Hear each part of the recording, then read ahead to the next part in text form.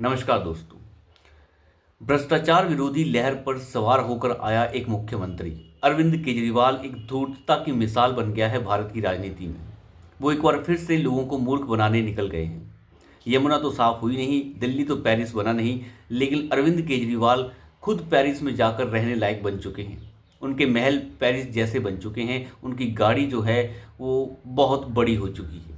लेकिन अरविंद केजरीवाल ने कल एक प्रेस कॉन्फ्रेंस करके ये साफ कर दिया कि वो लोगों को बेवकूफ़ बनाने फिर से निकल चुके हैं। उन्होंने कहा कि दिल्ली में एक कैबिनेट की मीटिंग हुई है और मीटिंग के बाद ये फैसला लिया गया है कि महिलाओं को चुनाव जीतने के बाद 2100 रुपये दिए जाएंगे हर महीने। जो भी महिला 18 साल से ऊपर है उसे 2100 रुपये दिए जाएंगे। जो महिला टैक्स नहीं भरती है, यानी वो टैक्स के दायरे में नहीं आती है, जिन्हें कोई सरकारी सुविधा नहीं मिलती है, उन्हें ये राशि दी जाएगी। अब अंदाज़ा लगा के देखिए कितनी बड़ी धूर्तता की मिसाल है ये। जो किसी महिला को सरकारी कोई सुविधा नहीं मिलती, क्या मतलब है ये सब बोलने का। सरकारी सुविधाएं तो कई महिलाओं को मिलती हैं, राशन की सुविधाएं मिलती हैं, वृद्धा पेंशन मिलती है, या और भी कई सुविधाएं मिलती हैं। लेकिन उन सुविधाओं से अलग अगर कोई भी महिला है तो उसे 2100 रुपये महीना मिलेगा। और कब मिलेगा? जब वो चुनाव जीत जाएंगे। और इसके लिए आपको रजिस्ट्रेशन अभी से कराना होगा। अंदाज़ा लगा के देखिए किस तरीके से अरविंद केजरीवाल बेवकूफ़ बनाने का काम करते हैं। रजिस्ट्रेशन होने का मतलब क्या है? आप कह दीजिए कि हम देंगे। पिछले 10 साल से आपकी सरकार चल रही है, तब से तो आपने ऐसा कभी नहीं कहा, तब तो आपने ऐसी कोई घोषणा नहीं की। तो तब आप क्या घास काट रहे थे? उस समय कौन सी घास छील रहे थे कि पहले आप ये योजनाएं कभी नहीं ला पाए? अरविंद केजरीवाल एक ऐसे नेता हैं जिन्हें पता है कि चुनाव जीतने के लिए कैसे कैसे तिगड़म लड़ाए जाते हैं। उन्हें लगता है कि मध्य प्रदेश में जिस तरीके से भारतीय जनता पार्टी को सफलता मिली लाडली बहला योजना की, और जैसे महाराष्ट्र में उन्हें सफलता मिली, लेकिन अरविंद केजरीवाल एक चीज़ भूल गए कि वो योजना चुनाव के समय नहीं, चुनाव से पहले से चली आ रही थी और उसके अंदर फंड्स की कोई कमी नहीं थी। अरविंद केजरीवाल की दिल्ली सरकार का जो वित्त विभाग है वो इसके ऊपर कई बार आपत्ति जता चुका है कि इस तरीके की कोई भी सुविधा दिल्ली सरकार नहीं दे सकती, क्योंकि दिल्ली सरकार के पास पैसा ही नहीं है इस तरीके से देने के लिए। अरविंद केजरीवाल जो हैं बखान जो कर रहे हैं, उन्हें अंदाज़ा नहीं है कि वो क्या बोल रहे हैं। उन्हें पता है कि केवल बोलना ही है, बोलने के सिवाय किसी भी चीज़ का कोई मतलब नहीं है। चुनाव जीतने के बाद वो कहते हैं कि मैं फिर से मुख्यमंत्री बन जाऊंगा।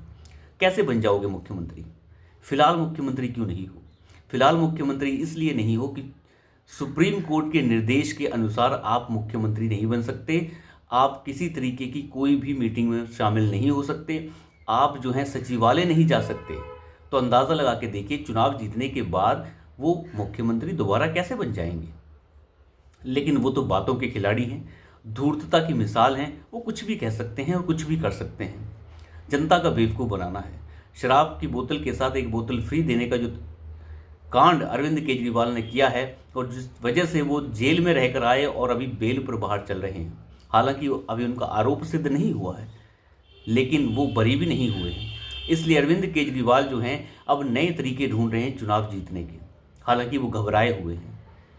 31 सीटों के ऊपर उन्होंने एमएलए अपने सीटों की घोषणा कर दी है, जिसमें से 16 का टिकट बदल चुके हैं और 6 लोगों को उनको टिकट दिया गया है जो कांग्रेस और भाजपा से निकल कर आए हैं।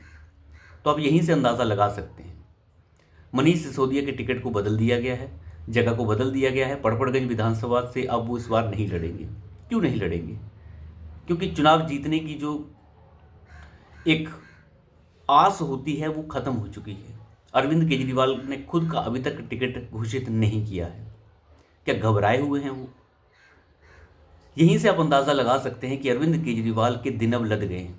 अगर उनसे कोई पूछे कि आपने पिछले 10 सालों में कितने नए स्कूल बनाए हैं, कितने नए हॉस्पिटल बनाए हैं, तो उनके पास कोई जवाब नहीं है। उनके पास एक ही जवाब है कि हमने स्कूल बढ़िया कर दिए, हमने हॉस्पिटल बढ़िया कर दिए, देखिए ये बढ़िया हो गया, वो बढ़िया हो गया।